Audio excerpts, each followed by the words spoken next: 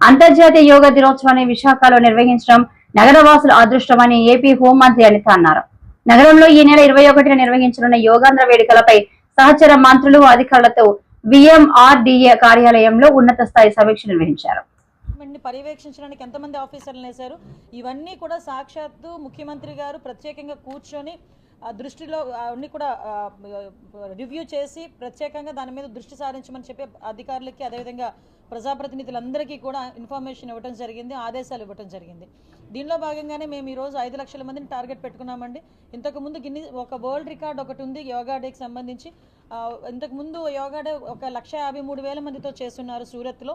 అప్పుడు ప్రధానమంత్రి గారు అటెండ్ అవ్వలేదు. కానీ ఈరోజు ప్రధానమంత్రి గారు అటెండ్ అవుతున్న ఈ నేపథ్యంలో సుమారుగా 5 లక్షల మందిని మేము టార్గెట్ పెట్టుకున్నాం.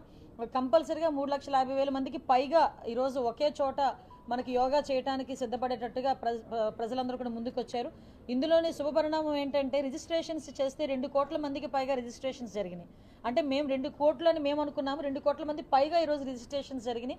వాళ్ళందరూ కూడా కొంతమంది స్వచ్ఛందంగా ముందుకు వచ్చి యోగా చేయడానికి సిద్ధపడే పరిస్థితులు కూడా కనిపించినాయి. ఈ యోగా డే సందర్భంగా ఒక డిక్లరేషన్ కూడా తీసుకొని ఆంధ్రప్రదేశ్ని ఆరోగ్య ఆంధ్రప్రదేశ్గా కూడా ముందుకు తీసుకెళ్ళడానికి ఒక ప్రణాళికను కూడా సిద్ధం చేద్దామని నిన్ననే గౌరవ ముఖ్యమంత్రి గారు కూడా చెప్పడం జరిగింది.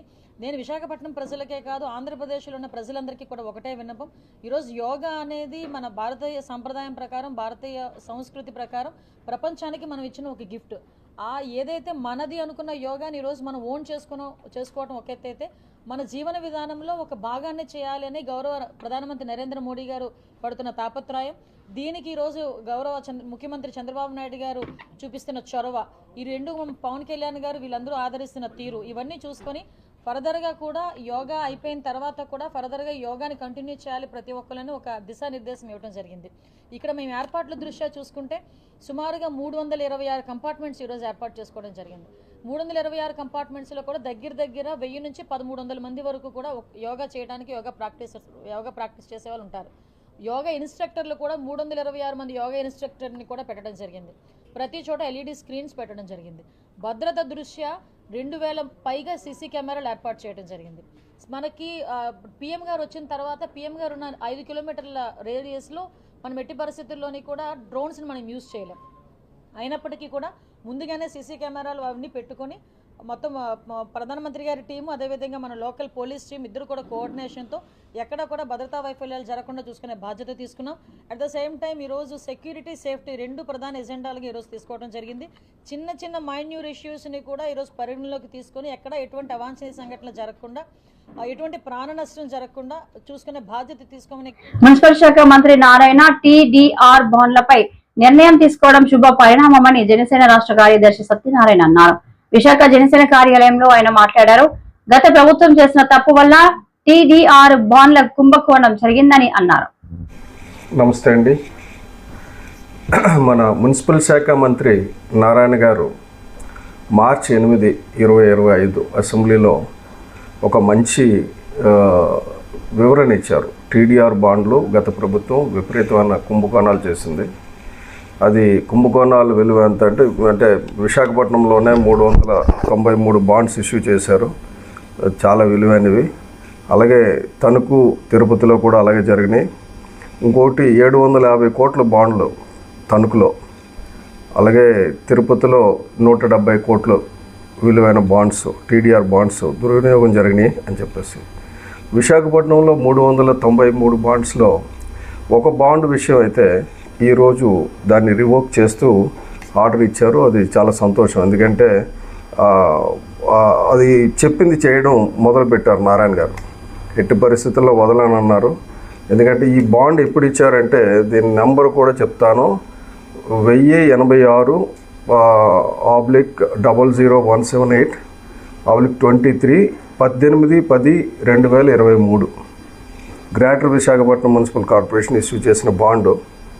ఇదేమంటే 31,565 స్క్వేర్ మీటర్స్కి ఇచ్చారు. అది దాదాపు 208 కోట్లు విలువ. ఇది ఇచ్చింది శ్రీకాంత్ వర్మ గారు. ఆయన సంతకం పెట్టి ఇచ్చారు. ఆ బాండుని క్యాన్సిల్ చేస్తూ ఒక మెమో రిలీజ్ చేసింది రాష్ట్ర ప్రభుత్వం, ఇదివరకు చేసింది తప్పు అని చెప్పేసి. ఆ మెమో నెంబర్ కూడా చెప్తాను, ఎందుకంటే ఇది ఆన్ రికార్డ్ ఉండడం మంచిది. రేపు పొద్దున ఎప్పుడైనా మన డిస్కషన్ వచ్చినప్పుడు ఇది మెమో నెంబర్ 218330 M2/2023 5/6/2025. ఇది చీఫ్ సెక్రటరీ సురేష్ కుమార్ గారు సంతకం పెట్టి ఇచ్చారు. దీని మీద ఎంక్వైరీ చేశాము. పీతల మూర్తి యాదవ్ గారు ఇచ్చిన కంప్లైంట్ మీద ఎంక్వైరీ చేసి దాని ప్రకారంగా ప్రకృతి వనరులకు ఆలవాలమైన విశాఖపట్నం అంటే తనకు ఎంతో ఇష్టమని ముఖ్యమంత్రి చంద్రబాబు పేర్కొన్నారు. నగరాన్ని ముంబైకు ధీటుగా అభివృద్ధి చేస్తానని అందుకు ప్రణాళికలు తయారు చేశామన్నారు. జిల్లా కార్యకర్తల సమావేశంలో ఆయన ప్రసంగించారు. 45 ఏళ్లుగా మిమ్మల్ని చూస్తున్నా. మీతో కలిసి నేను పెరిగాను. నాతో కలిసి ఎక్కడికక్కడ మీరు కూడా ప్రజాసేవలో పునీతమయ్యారు. అది చూసినప్పుడు నాకు అనిపిస్తుంది, మనం అందరం కానీ కరెక్ట్గా ప్లాన్ చేసుకుంటే ఈ రాష్ట్రంలో వేరేవాడు ఏమీ చెయ్యలేడు, దాంట్లో అనుమానమే లేదు. రాష్ట్రం అంతా ఒక ఎత్తు, విశాఖపట్నం ఇంకొక ఎత్తు. నేను ఎప్పుడూ విశాఖపట్నంలో చూస్తూ ఉంటాను. నేను అందుకే ఓపెన్గా కూడా ఎన్నోసార్లు చెప్పాను, నేను మెచ్చిన నగరం విశాఖపట్నం, మంచి వాళ్ళు ఉండే నగరం విశాఖపట్నం. మంచి వాళ్ళు అందరూ ఉన్నారు కానీ మంచిలో ఎక్కువ మంది మంచి వాళ్ళు ఉండే నగరం విశాఖపట్నం. ఒక్క ఉద్దు అంత మునుపు కూడా ఎప్పుడూ తెలుగుదేశం పార్టీకి కంచు కోట. ఉద్దులో జరిగిన సంఘటన చూస్తే ఆ తర్వాత ఏ ఎన్నికలు పెట్టినా తెలుగుదేశం పార్టీ జెండా తప్ప సైకిల్ తప్ప వేరేది కనపడదు మీకు. అలాంటి బ్రహ్మాండమైన ప్రాంతం. ఈరోజు నేను ఒకటే మిమ్మల్ని కోరుతున్నా, ఓసారి అనిపిస్తుంది మన కార్యకర్తలు ఎంత పవర్ఫుల్ అంటే, మీరు రోడ్డు మీదకి వస్తే ఎవ్వడు నిలబడలేడు.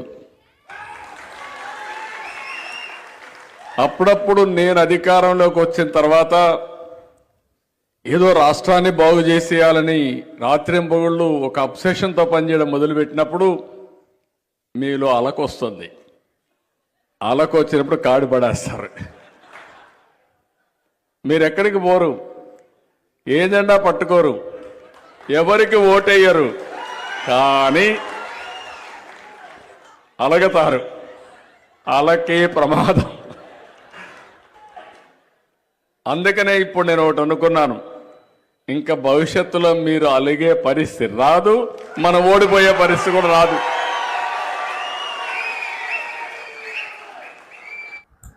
బనకచెర్లపై వస్తున్న ఆరోపణలు కేవలం రాజకీయాల కోసమేనని, సాంకేతిక అంశాల కన్నా రాజకీయంపై దృష్టితోనే ఆరోపణలు చేస్తున్నారని మంత్రి నిమ్మల రామానాయుడు విమర్శించారు. తెలంగాణలో అంతర్గత రాజకీయాల కోసం బనకచెర్లపై విమర్శలు చేస్తున్నారని ఆయన ఆరోపించారు.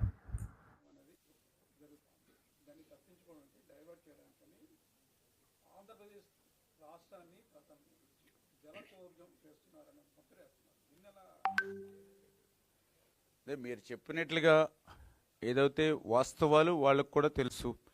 టెక్నికల్గా కూడా వృధాగా పోయేటువంటి సముద్రంలో కలిసేటువంటి నీటినే పోలవరం బనకచెర్లకు ఉపయోగించుకుంటున్నారు.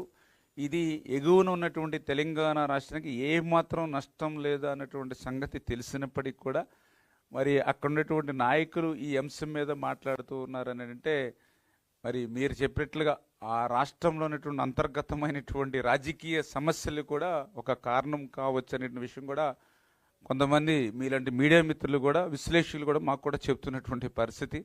అక్కడ ఏదైతే కాళేశ్వరం ప్రాజెక్టుకి సంబంధించి మరి అనేకమైనటువంటి మరి ఒకరికొకరు మరి అందులో వాస్తవాలు ఎంత అవాస్తవాలు ఎంత మనకు తెలియదు. ఆ రాష్ట్రానికి సంబంధించినటువంటి అంశాల జోలికి నేను పెద్దగా పోను. కానీ మరి అటువంటి రాజకీయపరమైనటువంటి కారణాలతోటి అంటే అక్కడ డైవర్షన్ పాలిటిక్స్లో భాగంగా కూడా అవసరం లేనిటువంటి, నష్టం లేనిటువంటి ఇటువంటి పోలవరం బనకచర్ల గురించి కూడా మాట్లాడుతున్నారనేటువంటిది అనిపిస్తున్నటువంటి పరిస్థితి.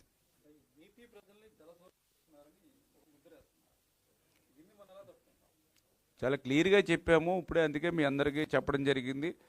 ఏదైతే వృధాగా పోయేటువంటి నీటిని, ఎందుకంటే నేను కూడా చూశాను లాస్ట్ టైం ఒకసారి కాటన్ మహాశయుడు, మీ అందరికీ తెలుసు సనాతన్ కాటన్ అంటే ఈవేళ మా అందరికి కూడా దేవుడు లాంటి వాడు. అటు గోదావరిలో ఆ యొక్క ధవళేశ్వరం బ్యారేజ్ కానీ, అదేవిధంగా కృష్ణానదికి ప్రకాశం బ్యారేజ్ కానీ నిర్మాణం చేయడం ద్వారా ఈవేళ ఈ యొక్క డెల్టా ప్రాంతం అంతా కూడా సస్యశ్యామలై.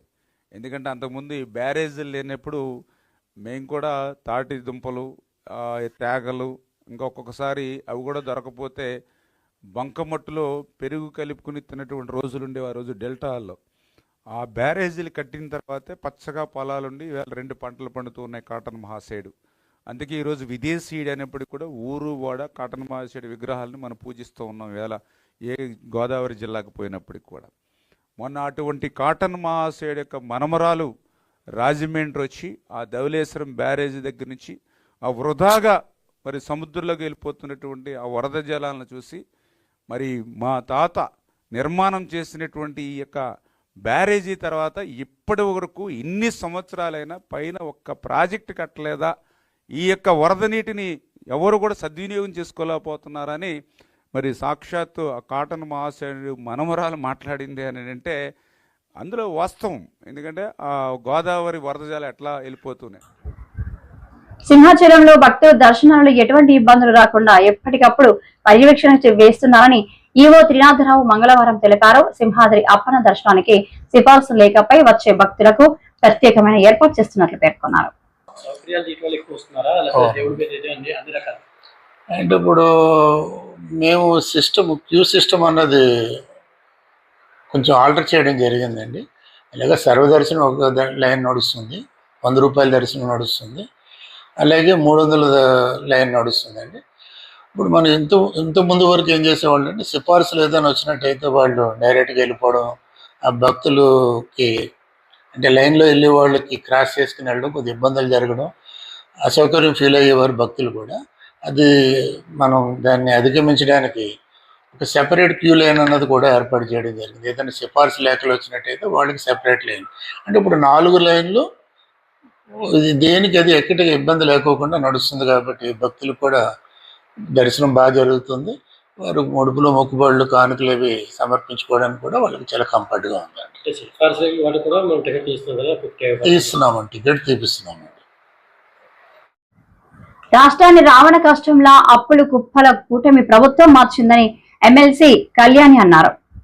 గంటకు 3-4 అత్యాచార ఘటనలు మహిళలపై జరుగుతున్నాయన్నారు. కూటమి పాలనలో ఆడపిల్లలు పుట్టడమే పాపం అన్నట్టు మారిందన్నారు. జగన్మోహన్ రెడ్డి గారి పాలన మన అందరము చూసాం. ఎంత మంచి పరిపాలన, ఒక రామరాజ్యం లాంటి పాలన ఈ రాష్ట్రంలో ఇస్తే ఈరోజు ఈ రాష్ట్రాన్ని రాక్షస రాజ్యంలా, ఒక రావణ కాష్టంలా చేసేసిన పరిస్థితి, ఒక విధ్వంసకరమైన పాలన అందిస్తూ ఉండే పరిస్థితి మనం చూస్తూ ఉన్నాం. చూస్తే ఈ రాష్ట్రాన్ని అప్పులు కుప్పలుగా చేసేస్తూ ఉన్నారు. కేవలం ఏడాదిలో 1,65,000 కోట్లు చంద్రబాబు నాయుడు గారు ముఖ్యమంత్రి అయ్యాక అప్పులు చేయడం జరిగిందంటే ఎంత దారుణమైన పరిస్థితులు ఉన్నాయో అర్థం చేసుకోవచ్చు. ఎన్నికల టైంలో ఏమన్నారు, సంపద సృష్టించేస్తాను అని చెప్పి ప్రజలను నమ్మించారు. ఏవి సంపద, ఏది అప్పులు చేయడమే సంపద అని మేము అడుగుతూ ఉన్నాము. గతంలో జగన్మోహన్ రెడ్డి గారు 5 ఏళ్ళు కలిపి తీసుకుంటే 3,30,000 కోట్లు మాత్రమే అప్పులు చేయడం జరిగింది. కేవలం ఏడాదిలోనే అందులో సగం అప్పులు చంద్రబాబు నాయుడు గారు చేసేసిన పరిస్థితి మనం చూసాం. అప్పుడు జగన్మోహన్ రెడ్డి గారు 5 ఏళ్ళలో 2,75,000 కోట్ల రూపాయలు డీబీటీ పద్ధతిలో ప్రజల అకౌంట్లో వేయడం జరిగింది.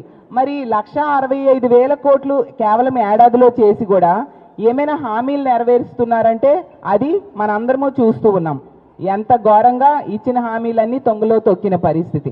ఈరోజు తీసుకుంటే ఇచ్చిన హామీలు అమలు చేయలేదు సరికదా, ప్రజల రక్షణ గాలికి వదిలేశారు. ముఖ్యంగా మహిళల మాన ప్రాణాల రక్షణ గాలికి వదిలేసిన పరిస్థితి మనం చూసాం. ఈరోజు రోజుకి 70-80 కేసులు నమోదవుతున్నాయి, మహిళల మీద అఘాయిత్యాలు జరుగుతూ ఉన్నాయని. అంటే ఒక గంటకి 3-4 సంఘటనలు జరుగుతూ ఉండే దారుణమైన పరిస్థితులు ఈ రాష్ట్రంలో ఉన్నాయి. ఒక్కొక్క సంఘటన ఎంత అమానవీయంగా మహిళల్ని అత్యాచారాలు హత్యలు చేస్తున్నారో వింటూ ఉంటే నిజంగా ఈ రాష్ట్రంలో కూటమి ప్రభుత్వం అధికారంలోకి వచ్చాక ఆడపిల్లగా పుట్టడమే ఏదైనా శాపమా అన్న టైపుగా అలాంటి దారుణమైన పరిస్థితుల్ని ఈ కూటమి ప్రభుత్వం కల్పిస్తూ ఉండే పరిస్థితి మనం చూస్తూ ఉన్నాము.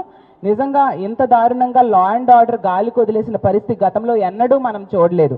అలాగే అవినీతి, ఎంతసేపు కూడా అమరావతిలో అవినీతి చేద్దామన్న దాని మీద దృష్టి పెట్టారు తప్ప పరిపాలన మీద కానీ ఎక్కడా మనకి వీళ్ళు దృష్టి పెట్టిన పరిస్థితులు మనకు కనిపించవు.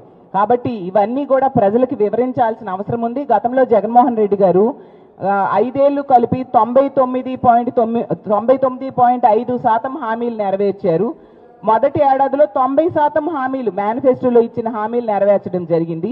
ఈ రోజు తీసుకుంటే 12 నెలలు గడిచింది. ఏడాదిలో 90% మాట దేవుడేరు, కనీసం 9% కూడా హామీలు నెరవేర్చని పరిస్థితి ఉంది.